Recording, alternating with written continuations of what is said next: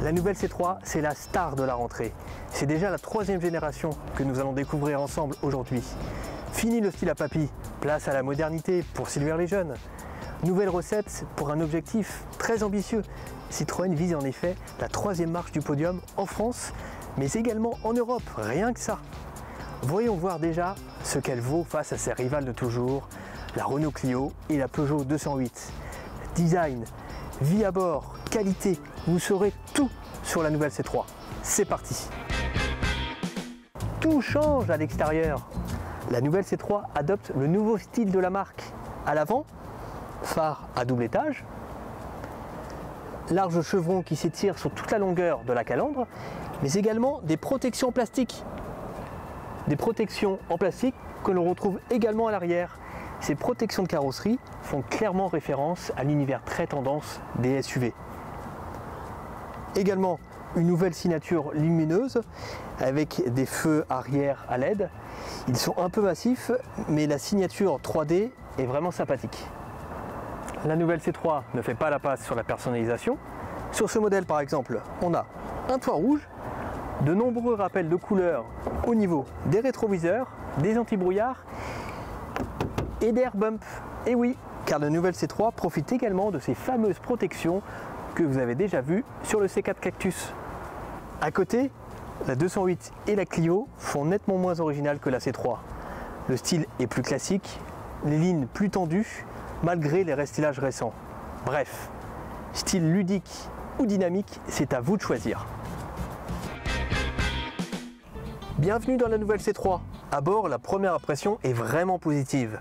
La position de conduite est bonne, les sièges sont confortables, il y a de nombreux rangements et en plus, il y a même une fixation isofix pour installer un siège bébé sur la place avant, ce que n'offrent pas ces deux autres rivales. La planche de bord est traitée à l'horizontale, tout est symétrique. On remarque immédiatement cet écran tactile de 7 pouces. Il est implanté un peu bas et c'est bien dommage car c'est lui qui contrôle toutes les fonctionnalités de la voiture. La ventilation, le GPS ou encore la radio. Il y a aussi des gadgets inexistants chez ces deux rivales. Cette petite caméra par exemple permet de filmer la route. Vous appuyez sur le bouton et vous démarrez l'enregistrement. Les images peuvent ensuite être diffusées sur les réseaux sociaux. Ça, les jeunes vont kiffer, c'est sûr. Bref, Citroën a tout bon, sauf sur le plan de la qualité perçue.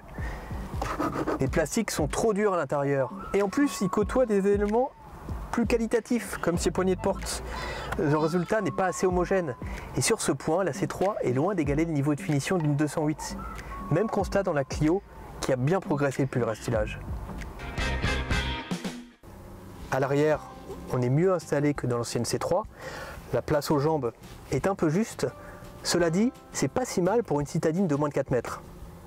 Et sur ce point, les Clio et 208 ne font pas mieux. Le coffre est vraiment spacieux pour ranger une valise ou des objets du quotidien. Par contre, la C3 souffre du même défaut que ses deux rivales.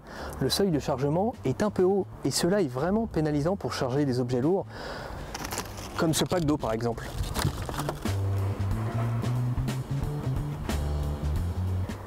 La modularité est très basique dans la C3. On peut par exemple rabattre la banquette arrière pour gagner un peu plus d'espace.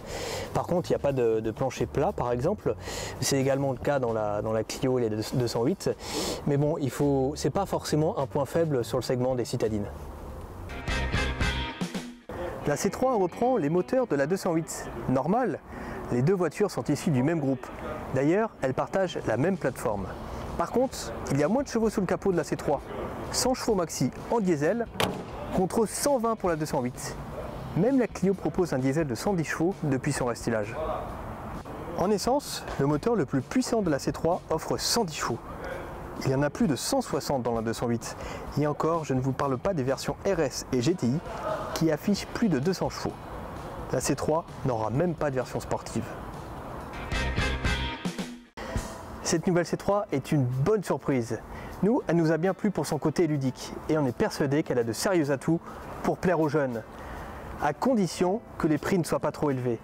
car la personnalisation, ça coûte cher. Par exemple, le toit rouge ou les air bumps seront réservés uniquement à la version haut de gamme. Reste maintenant à savoir ce qu'elle vaut sur la route.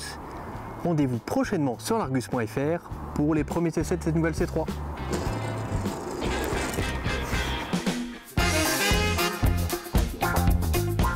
Vous pouvez par exemple rabattre la banquette arrière pour gagner un peu plus d'espace. Putain, attends, cette ceinture me fait chier.